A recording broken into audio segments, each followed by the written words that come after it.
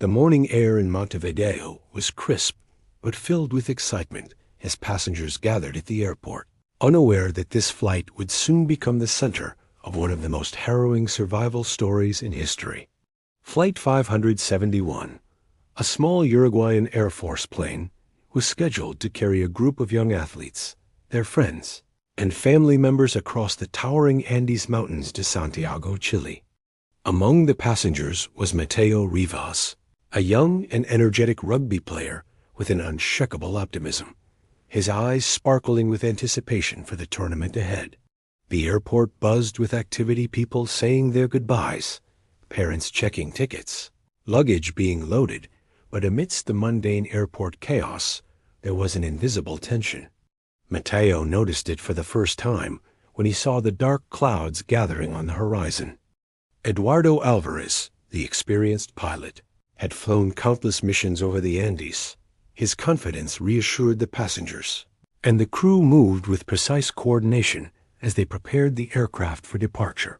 The engines roared to life, vibrating beneath their feet, a reminder of both the technological marvel and the fragile human lives it carried.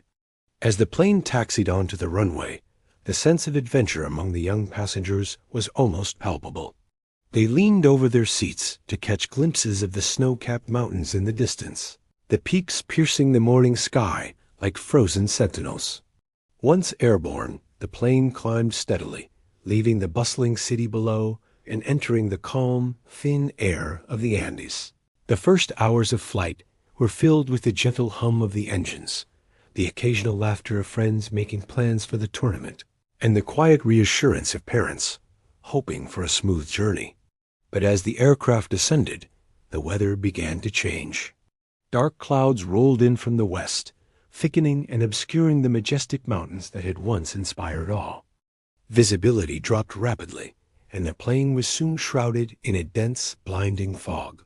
Alvarez adjusted the controls, relying on instruments rather than sight, but even the most experienced pilot could not fully control the mountain winds. The plane shuddered under sudden gusts, tilting slightly, then righting itself, a warning of the dangerous path ahead. The passengers, unaware of the growing peril, continued to chat and laugh, though a subtle unease began to creep in. Mateo glanced out the window and shivered, not from the cold, but from the sense that something was shifting. The mountains no longer appeared as distant guardians, but as looming threats, dark and unyielding. By the time the plane reached the heart of the Andes, the storm was in full force. Snow swirled around the aircraft, lightning briefly illuminating the jagged ridges below. The cabin grew tense. Alvarez's hands gripped the controls with quiet determination, beads of sweat forming despite the cold. Outside, the wind howled like a living creature, testing both the pilot's skill and the aircraft's resilience. Every passenger felt the invisible grip of fear tightening. The flight that had begun as a journey of hope and excitement had turned into a silent struggle against nature itself, a battle that no one on board could have anticipated or imagined. The storm in the Andes showed no mercy as the small plane struggled to stay on course. Inside the cabin, tension had replaced the casual chatter of moments before. Mateo Rivas clutched the edge of his seat, his knuckles white, as the aircraft tilted violently with each gust of wind. The roar of the engines seemed to fight against the howling blast outside, yet it was clear that nature had the upper hand. Clouds pressed against the windows like living walls, hiding the jagged peaks that lay in wait beneath them. Each second stretched, long and suffocating, as the passengers felt the terrifying reality of their situation. The mountains below were not merely obstacles, they were predators. Without warning, the plane lurched sharply, pitching downward. A deafening metallic screech filled the cabin as the landing gear scraped against ice and rock hidden beneath the clouds. Passengers screamed, though the sound was swallowed by the chaos of turbulence and the screaming wind outside. Mateo was thrown against the seat in front of him, pain shooting through his shoulder, but adrenaline pushed him to focus. Around him, panic surged like wildfire. Luggage flew from overhead compartments. Oxygen masks swung wildly, and the terrified cries of children echoed against the fuselage. The aircraft skidded across an icy ridge, the impact shaking it violently. Mateo could feel the plane breaking under its own weight. Eduardo Alvarez, the pilot, fought to maintain control, his eyes darting between instruments that no longer seemed to matter. Then, with a final, gut-wrenching jolt, the plane collided with the mountainside. Metal twisted, glass shattered, and snow exploded into the cabin, enveloping everything in chaos. Silence followed the roar, a heavy, eerie quiet that contrasted sharply with the moments of violence that had come before. When the passengers began to move, the reality of their situation hit with full force. The fuselage was split, the seats mangled, and the roof caved in at several points. Snow pressed against the broken windows, and the wind cut through the wreckage with icy fingers. Many were injured, some severely. A few were unconscious. Mateo, his body aching and clothes soaked with snow and blood, pushed himself forward, instinctively seeking out the others. Among the survivors were those who had escaped with minor injuries, their expressions frozen in shock and disbelief. Mateo quickly assumed a leadership role, scanning the scene for the living and tending to the wounded. He moved from one survivor to the next, offering encouragement and helping them pull away from the wreckage that threatened to collapse further with every gust of wind. The mountain air was thin and cold, and every breath was a struggle. He realized immediately that they had no food, no shelter beyond the broken plane, and no way to call for help. Rescue might not come for hours or days. As the sun dipped below the jagged peaks, casting long shadows across the snow, fear settled over the group like a heavy blanket. They were trapped in a remote wilderness where survival depended on courage, quick thinking, and as Mateo began to understand, choices no one should ever have to make. Each passenger grappled with shock, pain, and the growing awareness that their lives now hung by the thinnest of threads.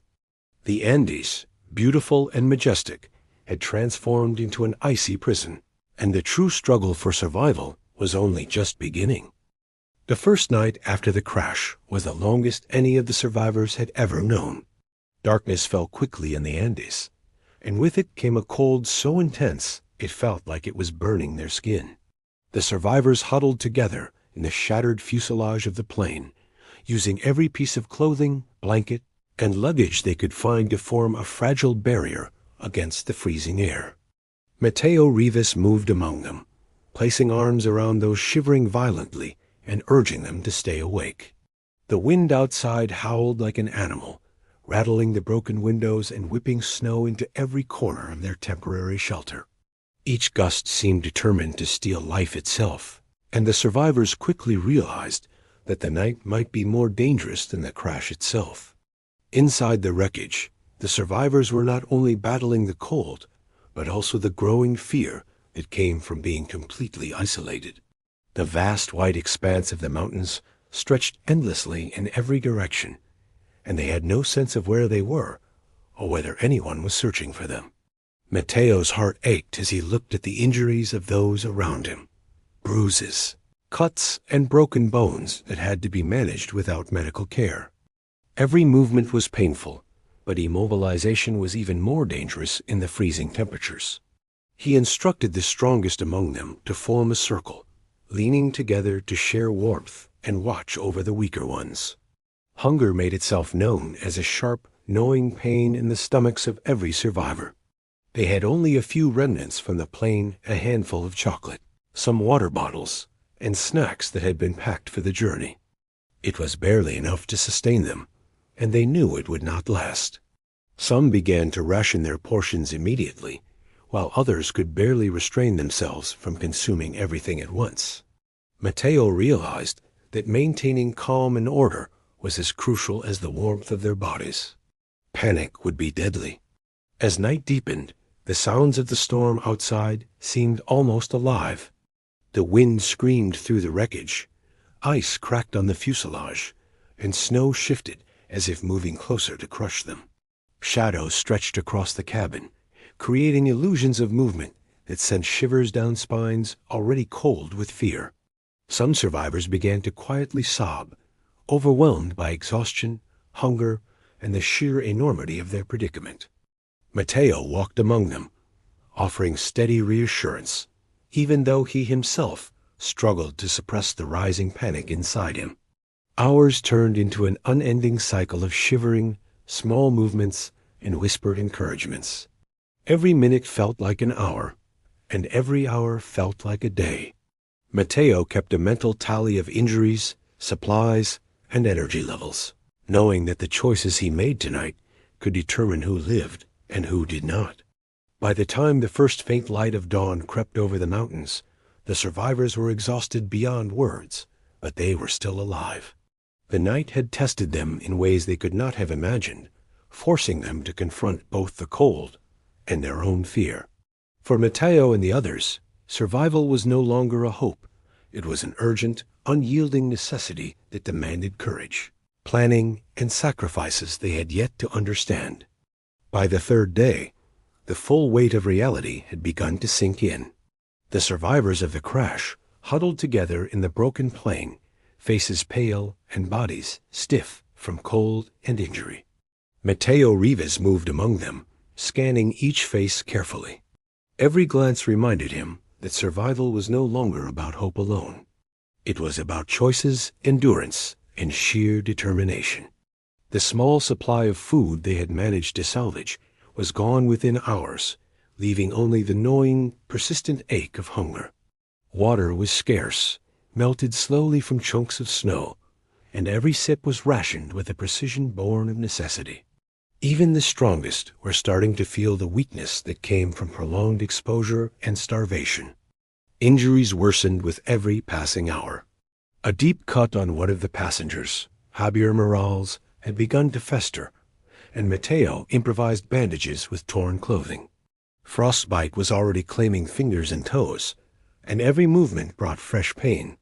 Each survivor had to confront the fragile limits of their body. Some began to whisper despair, their voices trembling, while others withdrew into silence, conserving energy and spirit. Mateo knew that the smallest loss of morale could trigger chaos. To lead now meant being both steady and unflinching, holding the group together even when he himself felt on the brink of collapse. The mountain winds did not relent. Every gust rattled the fuselage and sent snow cascading into the cabin, forcing the survivors to cling to one another for warmth and stability. Sleep was nearly impossible. Even moments of rest were interrupted by nightmares, shivers, or the deafening howl of the storm outside. Every survivor wrestled with fear, not only fear of death, but the fear of making the wrong choices. Mateo understood that decisions he had once thought impossible might soon become unavoidable. By the fourth day, whispers began of things that no human should contemplate. The group realized that without sustenance, their chances of survival were fading with each sunset. The unspoken question hung in the air like ice. How far would they go to live? Mateo forced himself to suppress the horror rising within him. First, they had to stabilize the wounded, maintain warmth, and conserve energy. Only then could they even consider the unimaginable. He spoke to the group in measured tones, urging calm, reminding them that unity was their only strength. Even so, fear and desperation gnawed at the edges of reason. The mountains seemed to close in on them. The peaks, once awe-inspiring, now appeared as merciless giants, indifferent to human suffering. Mateo and the survivors spent hours observing the horizon, searching for signs of rescue that never came. Every cloud seemed to mock them. Every shadow carried imagined threats. And yet, in the midst of despair, they clung to fragments of hope, a snowflake glinting in the sun, the warmth of a shared body, the memory of home. It was this fragile determination that began to forge a silent pact among them. They would fight, endure, and survive, no matter the cost. By the end of the fourth day, exhaustion and fear had formed a delicate balance with courage. Mateo looked around at the survivors, noting their trembling hands and hollow eyes. Their journey had become a test of human endurance, demanding strength, sacrifice, and the ability to make decisions that no one should ever face. The Andes had claimed the skies, but the battle for life had only just begun, and the survivors were learning that survival was no longer a matter of luck, it was a matter of choice. By the fifth day, desperation had settled into the bones of every survivor. The small group huddled inside the mangled wreckage, the snow pressing in from every side, and hunger gnawed like a relentless predator. Mateo Rivas moved among them, observing the weak, tending the injured, and rationing the few remnants of food and water that had lasted this long. Their faces were gaunt, skin pale, eyes hollow. The reality of their situation was inescapable. Without a drastic change, they would not survive. The mountains around them were unyielding. The peaks rose like silent sentinels, indifferent to the suffering below. Mateo realized that rescue might not come for days, maybe weeks. Each day that passed without a sign of the outside world intensified the hopelessness inside the group. The survivors began to argue quietly over what little food remained, the tension crackling like static in the frigid air. Mateo knew he had to maintain order, though inside he wrestled with a darkness he could not fully admit even to himself. Survival had become a test not just of physical endurance, but of moral endurance. By the sixth day, their options had narrowed to an almost unthinkable degree. The cold and hunger had forced Mateo and the others to confront a grim truth. The bodies of those who had succumbed to injuries and exposure lay around the wreckage, silent reminders of their mortality. Mateo understood that to survive, they would have to use these bodies as a source of nourishment. The decision weighed heavily on him, a moral abyss that none of them wished to enter. Yet with each passing hour, with each groan of hunger and trembling of cold, it became clear that hesitation could mean death. He approached the group, speaking with a calm authority that masked the turmoil in his mind. Some recoiled, unable to face the reality of what was necessary. Others, their survival instinct overpowering all else, accepted the grim reality silently. Mateo led them through the process with a steady hand, ensuring that fear and panic did not fracture the fragile unity of the group. Each act of survival carried with it a shadow of grief, and each survivor silently mourned the friends they had lost, while simultaneously taking the steps that might keep themselves alive. Despite the darkness of their situation, small sparks of hope persisted. Mateo kept everyone alert, encouraging them to share warmth, to watch over the injured, and to conserve energy whenever possible. Every movement was measured, every breath calculated. The storm outside continued to rage, snow piling against the wreckage, yet inside the survivors created a fragile sanctuary, a combination of resourcefulness, cooperation, and sheer willpower. In the silence between gusts of wind, Mateo reflected on the resilience of the human spirit. Though they were forced into acts they had never imagined, the survivors endured. They huddled together for warmth, shared responsibilities, and drew strength from one another. The Andes were relentless, but so were they. The struggle for life had reached a level none could have predicted, yet within the cold and despair, the seed of survival had taken root. In that frozen wasteland, the survivors began to understand that the fight for life was no longer about comfort or choice. It was about the raw, unyielding determination to endure, whatever the cost. By the 10th day, the survivors had become shadows of themselves, gaunt, pale, and coated in frost, yet still alive through sheer determination. Mateo Rivas had emerged as an unspoken leader, guiding the group through impossible choices and maintaining a fragile sense of order. The mountains, relentless and indifferent, had already claimed the lives of several passengers, leaving their bodies as grim reminders of mortality. Each day was a battle against hunger, cold, and despair, yet Mateo clung to a single, stubborn thought. They would find a way out. It was during one of these bitterly cold mornings that Mateo noticed a faint glimmer in the distance. A thin line in the snow, too straight and purposeful to be natural, snaking across the white expanse below. He squinted, heart pounding, and realized it might be aircraft tracks. A plane had passed nearby, perhaps unaware of their existence. The realization sent a ripple of cautious hope through him. For the first time in nearly 2 weeks, the possibility of rescue seemed tangible.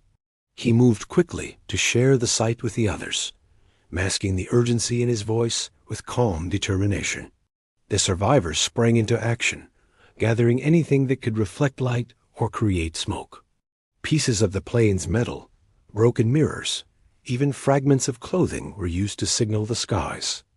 Mateo directed each movement with precision, knowing that one mistake could waste their only chance.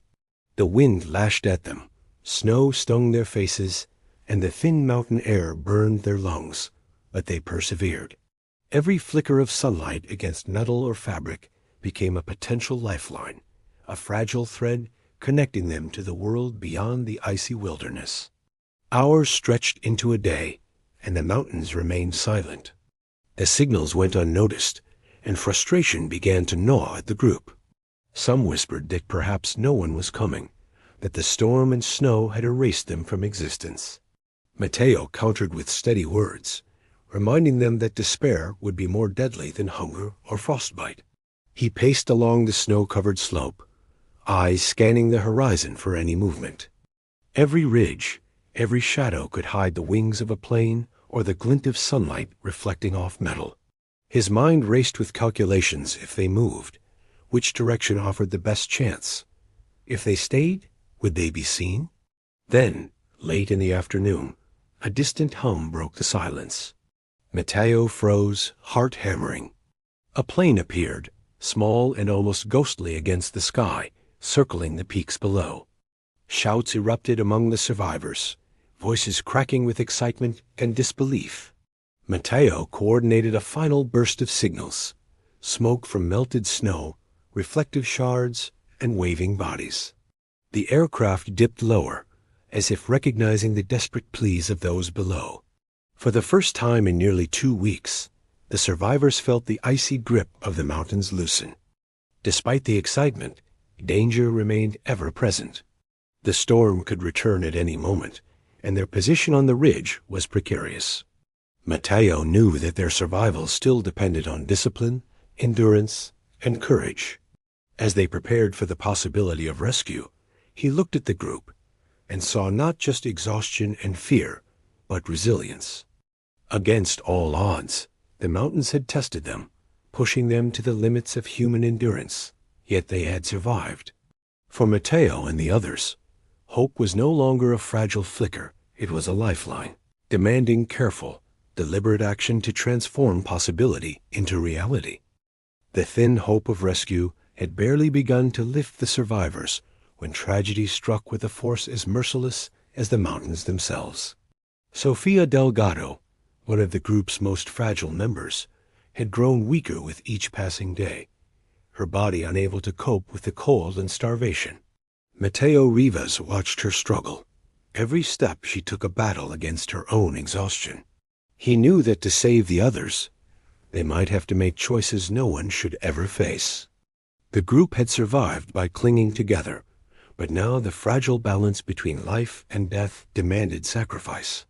With heavy hearts, Mateo and a few of the strongest survivors helped Sofia to a sheltered spot near the wreckage, carefully securing her from the biting wind. She would need to rest while they searched for help or a safer path down the mountains. Every step away from her felt like a betrayal, but the alternative, risking the lives of the entire group, was far worse. They left her with blankets and shared body warmth as a temporary shield against the cold, a small comfort in an otherwise unforgiving world. The mountains, indifferent to their suffering, loomed ominously above and below, reminding them that time was a cruel enemy. As Mateo and the others pushed onward, the terrain became even more treacherous. Steep ridges, icy slopes, and jagged rocks threatened to end their journey with a single misstep. Each movement required painstaking precision. A slip could mean instant death. The survivors relied on one another, forming human chains and holding hands to maintain balance. Fatigue weighed heavily. Muscles screamed with effort, and yet they pressed forward, driven by the fragile promise of rescue. Every moment carried the tension of life and death, a constant reminder that the mountains could claim them at any instant. Suddenly, a deep, rumbling sound rolled through the valley below, vibrating through the frozen ground beneath their feet. Mateo froze, heart pounding as the sound grew louder, unmistakable in its menace. An avalanche had begun to roar down the mountainside, a wall of snow and ice racing toward them with terrifying speed. Panic surged among the survivors, but Mateo's voice cut through the chaos. He directed them to higher ground, urging careful but rapid movement, every second a struggle against the unstoppable force of nature. Snow sprayed like bullets, wind screamed in their ears, and the roar of the avalanche threatened to drown out every thought of reason. Some survivors stumbled, their strength failing under the relentless weight of exhaustion and fear. Mateo pulled them up, refusing to leave anyone behind. The avalanche thundered past, shoving snow and debris into the air, yet the group narrowly escaped its deadly path. When the roar finally faded, the survivors collapsed, gasping for air, covered in ice and exhaustion, hearts hammering with a mixture of relief and terror. Sofia, left below, had survived, but the thought of what they had endured and what they had risked weighed heavily on them.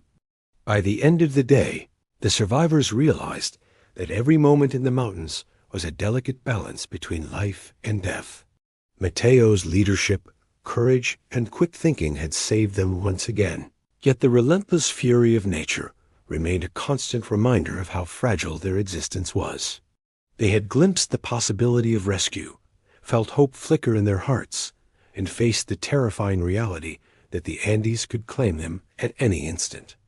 The battle was far from over, and the mountains were waiting, patient and unforgiving, for the next moment of weakness. After more than 70 days trapped in the merciless embrace of the Andes, survival had become both a science and an art for the few who remained. Mateo Rivas and Lucas Herrera, the two strongest and most determined survivors, had resolved to leave the wreckage behind and traverse the mountains on foot in search of help. Every step was a battle against fatigue, frostbite, and the thin, icy air that burned their lungs. Snow stretched endlessly in every direction, a blinding white void that offered no landmarks, no guideposts, and no certainty. Each hour felt like an eternity, yet giving up was not an option.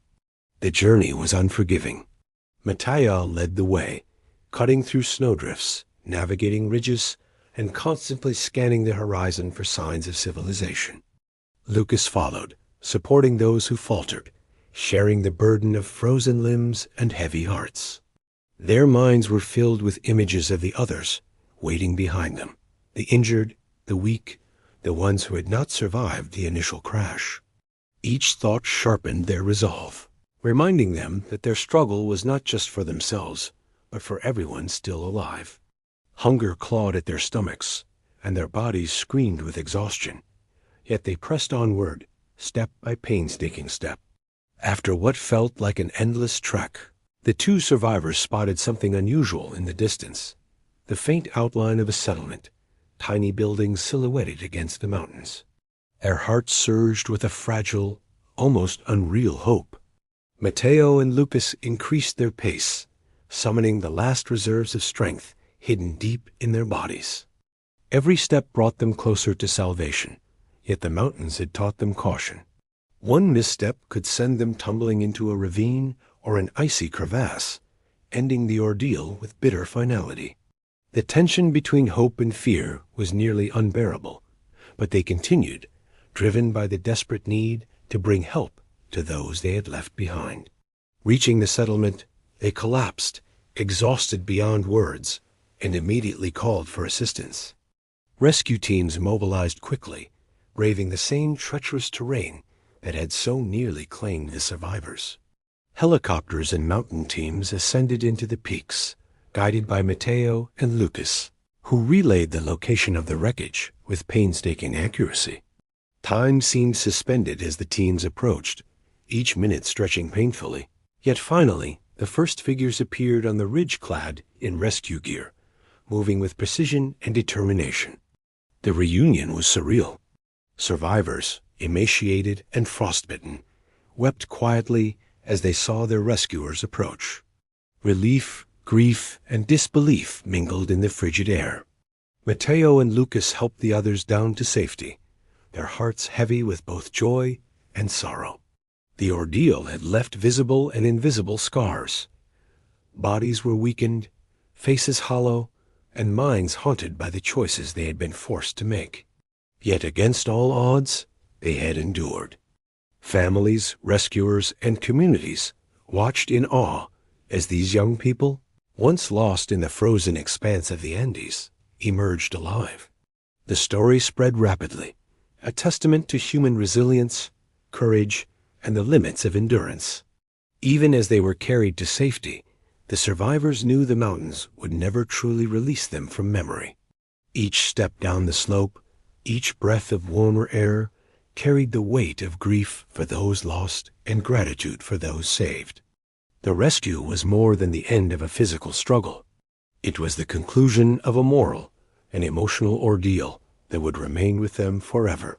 Mateo looked back one final time at the peaks that had held them captive, understanding that survival had been earned through determination, sacrifice, and unbreakable human spirit. Years later, Mateo Rivas sat quietly in a small room filled with photographs, medals, and letters from people around the world. The Andes Mountains, frozen and unforgiving, had left their mark not just on his body, but on his mind and spirit. The ordeal of Flight 571 had transformed every survivor in ways that could not be fully measured.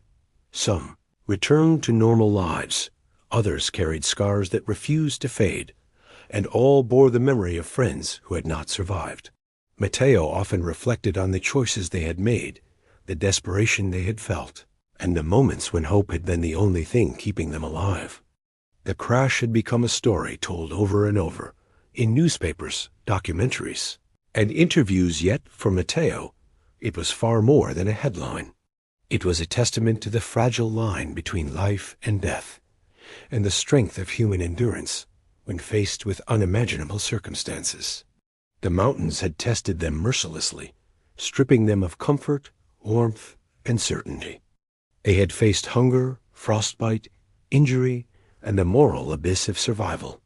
Every decision had carried weight beyond comprehension, and yet they had endured, clinging to one another in the frozen expanse. Memorials had been erected for those who had perished, small stones engraved with names and dates, standing against the endless white of the peaks. Families and communities grieved, celebrated, and remembered. Mateo often visited these memorials in his mind, tracing the paths they had walked, imagining the faces of friends who had been lost.